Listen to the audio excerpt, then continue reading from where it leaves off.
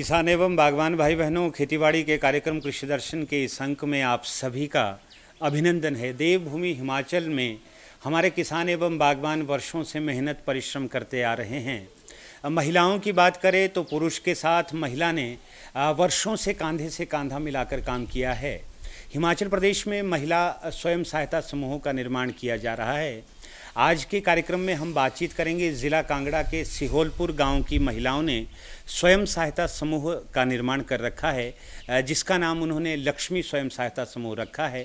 आइए कार्यक्रम में बातचीत करते हैं लक्ष्मी स्वयं सहायता समूह सिहोलपुरी की महिलाओं से। इस समूह की प्रधान से जानेंगे कितनी सदस्याएं इस समूह में काम कर रही है।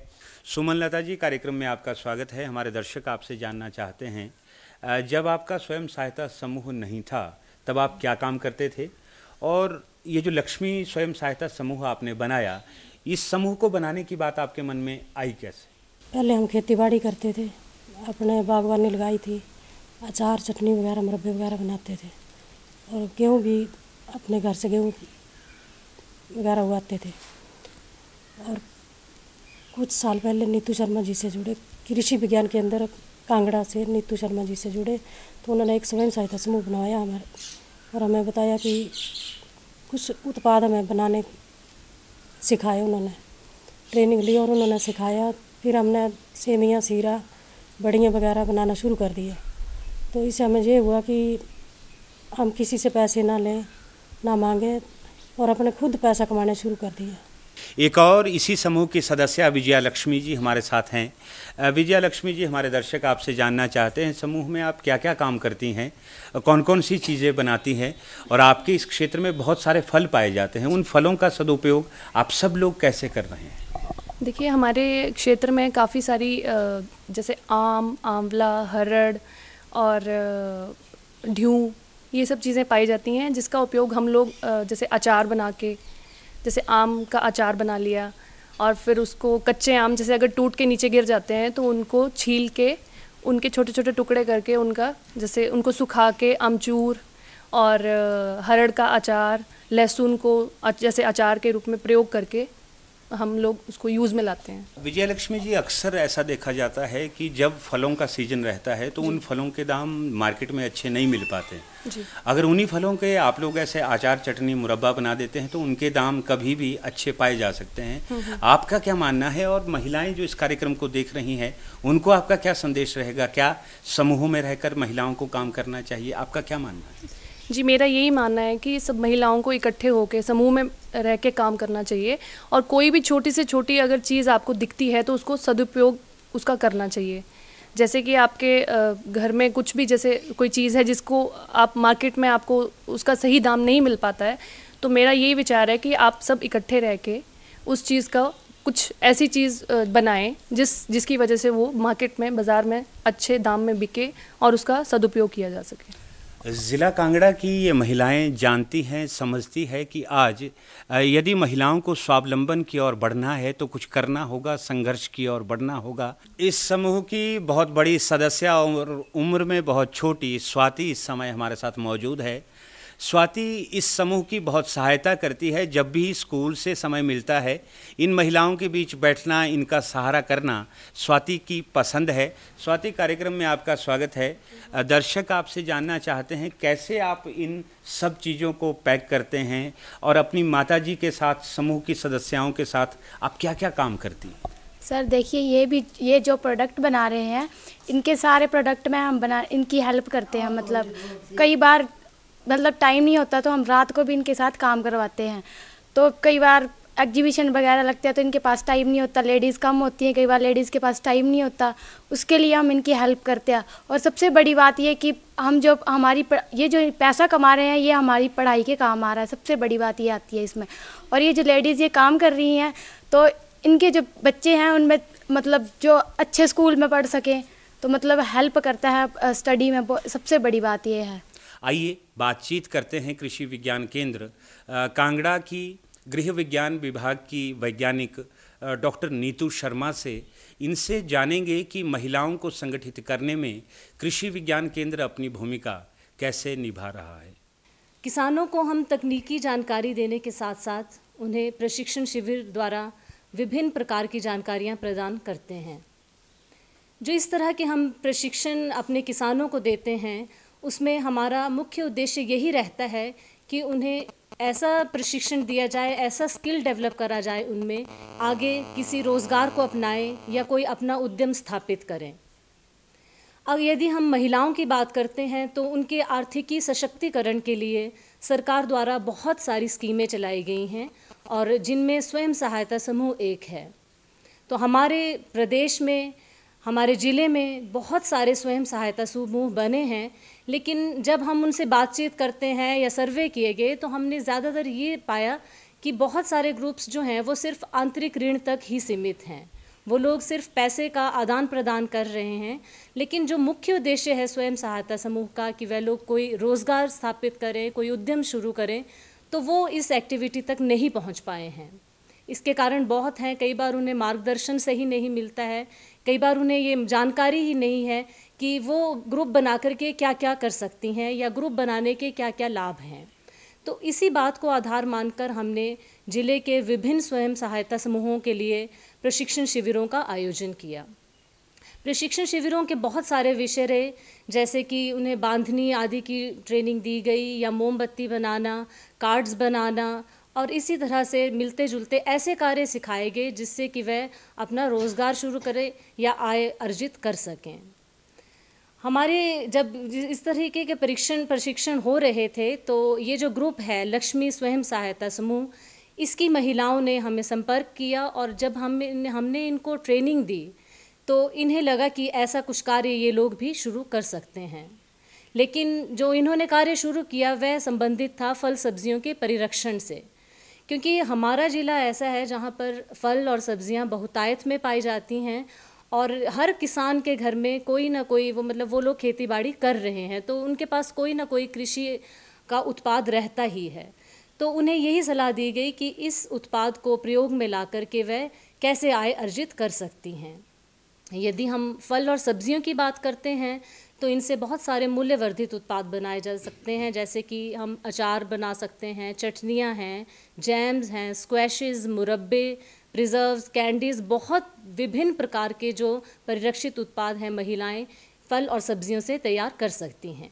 यदि हम खाद्य फसलों की, अनाजों की बात करते हैं तो जैसे गेहूँ हमारे एरिया में बहुत अच्छा लगता है, तो गेहूं से एक लोकल मटेरियल, लोकल डिश बनती है जिसे हम सीरा बोलते हैं। तो यहाँ पर सीरा बनाया जा सकता है या दालों का प्रयोग करके बड़ियाँ बनाई जाती हैं, और सेवियाँ भी हैं जो हम इस उद्योग में शामिल कर सकते हैं। तो ये जो ग्रुप था महिलाओं का, पहले ये लोग कोई ग्रुप में इनका कोई संपर्क नहीं था इस तरीके का, लेकिन प्रशिक्षण जब हमने इन्हें दिया तो उस प्रशिक्षण में कैसे एक स्वयं सहायता समूह को बनाना है, कैसे उसमें कार्य करना है, कैसे एक उद्यम को स्थापित करना है, और उसके बाद जब उद्यम स्थापित हो जाता है तो उस सामान की मार्केटिंग कैसे करनी है, उसका विपणन कैसे करना है, पूरा उन्हें स्टेप बाय स्टेप सिखाया गया। तो प्रशिक्षण लेने के उपरांत इन महिलाओं ने अपने ग्रुप को बनाया और धीरे धीरे ये कार्य करना इन्होंने प्रारंभ किया। तो शुरू में तो जो इनके अपने बाग बगीचे में जो फल लगते थे या सस्ते दामों में इनको मिल गए, तो इस ग्रुप ने वो काम शुरू कर दिया, और जब पहली बार इन्होंने अपने सामान को बेचा तो वो जो सफलता मिली उससे इनको और कॉन्फिडेंस आ गया और धीरे धीरे इन्होंने काम को बढ़ाना शुरू कर दिया। तो ये जो सामान बना रही हैं ये इनके घर से ही बिक जाता है। इसके अलावा हम लोगों ने इन्हें एग्जीबिशंस में ले जाते हैं, जैसे हमारे किसान मेले होते हैं तो वहाँ पर हम इनके स्टॉल्स लगवा देते हैं, या जो मेले लगते हैं जैसे कि चंबा में है वहाँ पर भी इनका सामान जा रहा है, जो मिंजर मेला लगता है वहाँ तक इनका सामान जो है वो बिकता है। तो अब इनकी इतनी ज़्यादा मार्केट में वैल्यू हो गई है कि लोग इनके घर से ही जो ये भी जितना भी उत्पाद तैयार कर रही हैं वो बिक जाता है। तो इस तरीके से अब ये धीरे धीरे जो है इनका काम जो है वो बढ़ता जा रहा है। और सबसे अच्छी बात ये है कि इन्होंने अपने लिए तो रोज़गार ढूंढा ही ढूंढा, साथ साथ और लोगों को भी रोज़गार दे रहे हैं। जैसे कि हम कच्चे माल की बात कर रहे हैं, अब इनके पास ऑर्डर इतना ज़्यादा आ जाता है कि इनको जो रॉ मटेरियल है वो फिर और फार्मर से ये लोग इकट्ठा कर रहे हैं। जैसे किसी के पास आम, जिस एरिया में आम बहुत ज़्यादा है वहाँ से ये आम ले आते हैं, जिस एरिया में आंवला बहुत मिल रहा है वहाँ से ये आंवला इकट्ठा कर रहे हैं। तो अपने आप को तो रोज़गार दिया ही है, साथ में और फार्मर्स को भी इन्होंने रोज़गार जनरेट कर दिया हुआ है। अपने आप को तो रोजगार बनाया ही है, साथ में और क्षेत्रीय निवासियों के लिए भी रोजगार के विभिन्न संसाधन इन महिलाओं ने इकट्ठे कर दिए हैं। डॉक्टर नीतू शर्मा, जो दर्शक इस कार्यक्रम को देख रहे हैं वो आपसे ये जानना चाहते हैं कि ग्रामीण क्षेत्रों में रहने वाली महिलाएं अक्सर जब भी उन्हें कोई ज़रूरत रहती है वो अपने पति, बेटे या परिवार के अन्य सदस्य के पास हाथ फैलाती है। आज लक्ष्मी स्वयं सहायता समूह की महिलाएं किसी के ऊपर आश्रित नहीं है, ये अपने खर्चे खुद ब खुद निकाल सकती है। शायद और भी प्रदेश की महिलाएं इस तरह के ग्रुप बनाना चाहती हैं, उनको आपका क्या संदेश है? यदि कोई सहायता समूह बनाना चाहता है वो आपसे कैसे संपर्क करें, और कृषि विज्ञान केंद्र इन समूहों को बनाने में अपनी भूमिका कैसे अदा कर रहा है? देखिए, स्वयं सहायता समूह, जैसे कि मैंने पहले भी बताया कि इसमें मुख्य उद्देश्य तो यही लेकर चले थे कि महिलाओं की आर्थिकी जो स्तर है, आर्थिक स्तर जो है वो ऊपर उठ सके। क्योंकि पहले जो भी काम कार्य, जैसे खेतीबाड़ी में भी महिलाओं का बहुत योगदान रहता है, लेकिन जब वो उत्पाद तैयार हो रहा है, मान लीजिए कोई भी फसल तैयार होती है, यदि ये लोग उसको बेचते हैं तो जो परिवार के पुरुष वर्ग है उसका सारा लेन देन, जो पैसे की बात जब आती है तो वो सारा लेन देन पुरुषों के हाथ में रहता है। तो महिलाएं इतना कार्य करने के बावजूद भी अपने आप को आर्थिक तौर पर वो इंडिपेंडेंट नहीं मान पा रही थी। लेकिन जो ये जब स्वयं सहायता समूह इनको बनाने की ये जो स्कीम चली, इसमें मेजर यही रहता है कि जब कोई औरतें इसमें इकट्ठी होती हैं, इसमें ज़्यादातर वैसे 15 से 20 का ग्रुप बनाया जाता है और वह हर महीने कुछ राशि को एकत्रित करती हैं। अब ये जो राशि इन्होंने इकट्ठी करनी है, ये ग्रुप डिसाइड करता है कि वो लोग 10 रुपये पर मंथ देना चाहते हैं, 15 देना चाहते हैं, 20, 50, 100, वो उन लोगों पर निर्भर करता है कि वह एक महीने में कितना पैसा निकाल सकते हैं। अब जब ये हर महीने कुछ राशि इकट्ठी करती जाती हैं, उसके उपरांत इस ग्रुप को बैंक के साथ रजिस्टर कर दिया जाता है। जब बैंक के साथ ये लोग रजिस्टर हो जाते हैं, उसके इन्हें सबसे मेजर फ़ायदा ये रहता है कि जब ये ग्रुप के मेंबर बन गए हैं तो ये लोग लोन ले सकते हैं, ऋण ले सकते हैं। और यदि ऐसे हम लोन लेना चाहते हैं तो हमारे को बहुत सारी फॉर्मेलिटीज़ करनी पड़ती हैं, परंतु यदि कोई भी महिला जो स्वयं सहायता समूह से जुड़ी हुई हैं तो उनके ग्रुप को सिर्फ सदस्यता दिखा कर के लोन मिल जाता है। लेकिन इसमें सबसे महत्वपूर्ण बात यह है कि किसी एक महिला को ग्रुप लोन नहीं मिलता, बल्कि उनके पूरे ग्रुप को लोन मिलता है। अब कुछ ग्रुप्स जो बने हुए हैं वो लोग क्या करते हैं कि लोन लेकर के उसको आपस में बांट लेते हैं और उसे अपनी और ज़रूरतों के लिए खर्च कर रहे हैं। लेकिन इसके साथ साथ उन्हें ये ध्यान रखना है कि जो लोन उन्होंने लिया है वो कोई जो भी कार्य कर रही हैं, कोई भी एक्टिविटी जो उन्होंने शुरू की है, उस लोन को इसमें इस्तेमाल करें। जैसे कि हमने लक्ष्मी समूह को ये बोला था कि इन्होंने कुछ पिसाई वाली चीज़ें बना रही थी, जैसे सीरा बनाते हैं तो उसमें गेहूं को पीसना पड़ता है, या बड़ियाँ बनाते हैं जब तो उसमें दाल की पिसाई करनी पड़ती है। तो इन्होंने वो लोन लेकर के दाल पीसने वाली मशीन खरीदी। इसके अलावा जैसे ये लोग जब पैक करते हैं उस सामान को किसी लिफाफे में बंद करते हैं तो लिफाफे को सील करने के लिए सीलिंग मशीन खरीदी जा सकती है। इन्हें और भी बहुत सारी चीज़ों की ज़रूरत पड़ती है जब कोई भी हम कार्य शुरू करते हैं। जैसे कि आपको वेइंग बैलेंस चाहिए होगा, अगर आप पैकेट्स तैयार कर रहे हैं उसको तोलने के लिए, सामान को तोलने के लिए बैलेंस की ज़रूरत पड़ेगी, आपको भट्टी की ज़रूरत पड़ती है, बर्तनों की ज़रूरत पड़ती है। ये मैं सिर्फ फल सब्ज़ी परिरक्षण संबंधित चीज़ें बता रही हूँ। यदि आप कोई और कार्य करते हैं तो उससे संबंधित आपको सामान जो है वो चाहिए होगा। तो ये जो लोन हमें मिलता है बैंक से, वो लोन हम इन चीज़ों के लिए यूटिलाइज़ करना चाहिए। और जो लोन है वो उन्हें 3% तक मिल जाता है। वो डिपेंड करता है कि वो किस तरह का कार्य कर रही हैं। अगर उनका सही तरीके से ग्रुप चल रहा है, उसमें प्रॉपर मीटिंग्स हो रही हैं, रेगुलरली औरतें जो उसमें पैसा डिपॉजिट करा रही हैं, तो उनकी जो कार्य क्षमता को देखकर उन्हें जो बैंक है लोन प्रोवाइड करता है। खेतीबाड़ी के आज के कार्यक्रम में हमने बातचीत की ज़िला कांगड़ा की प्रशिक्षित महिलाओं से जो प्रगतिशीलता की ओर अग्रसर हो रही है। लक्ष्मी स्वयं सहायता समूह सिहोलपुर की महिलाओं ने आपस में मिलकर बनाया।